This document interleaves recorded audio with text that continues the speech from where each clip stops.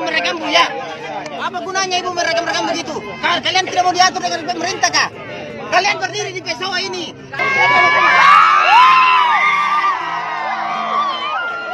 Tapi kalian selalu menghalang-halangi. Iya, kami tahu, kami bersuka kok di aspal, tapi tolong pagi ini juga, tolong disiram dulu.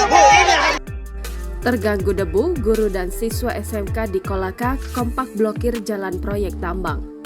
Viral di media sosial sebuah video yang memperlihatkan sejumlah siswa dan guru SMK Negeri 9 Kolaka, Sulawesi Tenggara menghalangi jalan proyek tambang. Diduga aktivitas proyek tambang, para siswa merasa terganggu saat proses belajar. Sebagai bentuk protes, para guru dan siswa melakukan pemblokiran jalan tepat di depan sekolah. Terlihat sepeda motor yang berjajar rapi serta para siswa berdiri di badan jalan.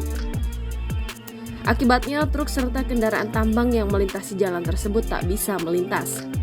Dalam video yang diunggah oleh pemilik akun Instagram @sultrahits, terlihat siswa SMK Negeri 9 Kolaka bersama guru berbondong-bondong menutup akses jalan petugas tambang.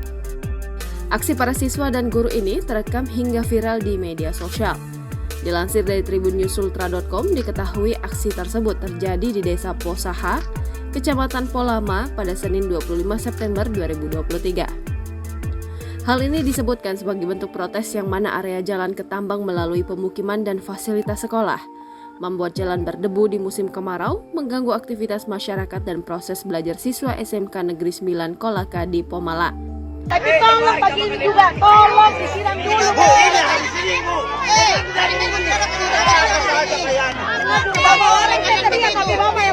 Kau merekam Bu ya? Apa gunanya Ibu merekam begitu? Kalian tidak mau diatur dengan pemerintah kah? Kalian berdiri di Pessoa ini. SMK Pertambangan apa memang ada PKL di sini? Sabasis baik-baik kok. Ucapnya perekam video dengan nada bercanda. Pulang 9 bulan, tambahnya.